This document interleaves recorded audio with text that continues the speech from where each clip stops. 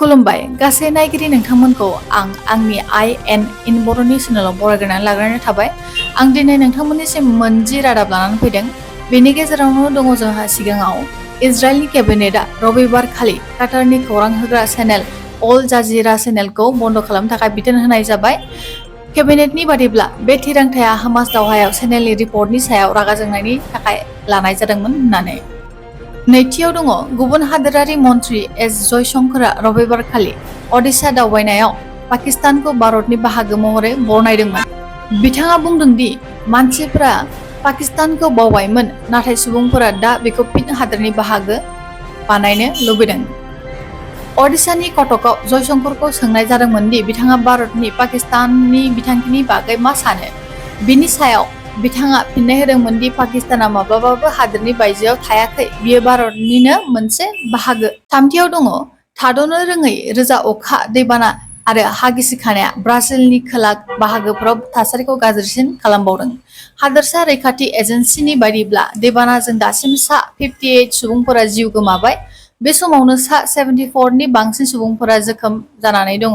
दैबानानि जाहोनाव 70,000निबो बांसिन सुबुंफोरा गावसोरनि न'फोरखौ नागारना थांनांबाय। बेनि अनगायैबो सा 67 सुबुंफोरा गोमानायनि खौरां मोननाय जादों। समबारनिफ्राय रिय' ग्रान्डे ड' सुलआव फैनाय बारहुंखाजों 300नि बांसिन नोगोर खुंथाया गोहोम खोख्लैजादों। ब्रैथियाव दङ पाकिस्ताननि गाहाय मन्थ्रि शाहबाज शरीफआ बुंदोंमोन दि जुदि हादोरआ गोब्राब खामानि मावो अब्ला बियो भारत आरो मुलुगनि गिदिर रांखान्थिखौ उनाव दोननो हागौ। गाहाय मन्थ्रि शाहबाजआ सनिबाराव फेडारेल बर्ड अफ रेभिनिउआव मावख'गिरिफोरखौ मान बावनो इस्लामाबाद सौफैदोंमोन, जेराव बिथाङा बिबुंथि होदोंमोन दि बबेखानि फारसेथिं पाकिस्तानआ गिदिर राजखान्थिफोरजों बादायलायनायनि बाथ्रा बुंगासिनो दं, गुबुन फारसेथिं हादोराव बेसेन बांनाया थिखिनियाव दं। साफ्रोमबोनि मुवा बेसादफोरनि बेसेना अख्रांनांहां जागासिनो दङ। सोरखाराबो बिसोरनि बेसेनफोरखौ सामलायनायाव फेलें जागासिनो दङ। हादोराव दाहारा अरायसम बांगासिनो दं।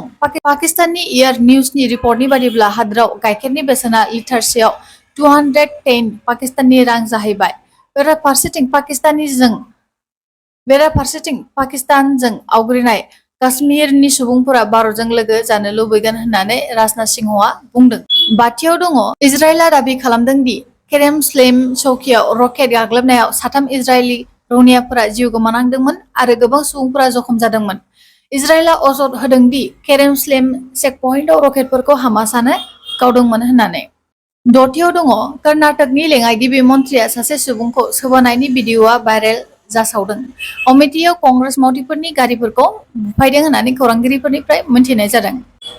स्निथियाव दङ मणिपुरनि रिपर्ट बादिब्ला इउनाइटेड कुकी नेशनेल आर्मीनि केम्प कामान्डारखौ गावथारदोंमोन।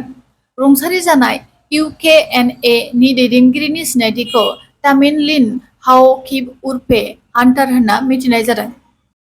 दाइनथियाव दङ आसामनि केबिनेट मन्थ्रि पियुष हाजरिकाया रबिबार खालि BPF दोलोखौ थांखिनानै बुंदों दि जुदि दोलोआ बे खेबाव क'क्राझार लकसभा मासिखौ मोननो हायो अब्ला जंगल राजआ रायजोनि बड'लेण्ड ओनसोलाव फैफिनगोन। गुथियाव दङ रबिबार खालि बक'आव थानाय बर'नि माहारियारि गौथुमनि ओनसोलारि मावख'आव मोनसे जथाय खौरां मेलाव बर' हारिनि मोन 7 माहारियारि आफादफोरा BJPखौ खुलायै मदद होदों। बर' दैदेनगिरिफोरा 7 मेआव थामथि खोलोबनि बिसायख'थियाव गुवाहाटीनि लकसभा बियाबनि BJPनि बिजाथि बिजुली कलिता मेधिनो भट होनो थाखाय बर' भटारफोरखौ खावलायदों। जोंहा मोनजि आरो जोबथा रादाबाव दङ आसामाव लकसभा बिसायख'थिनि जोबथा खोन्दोनि फोसावदिंनाया दिनै 5 मे खालि जोबबाय।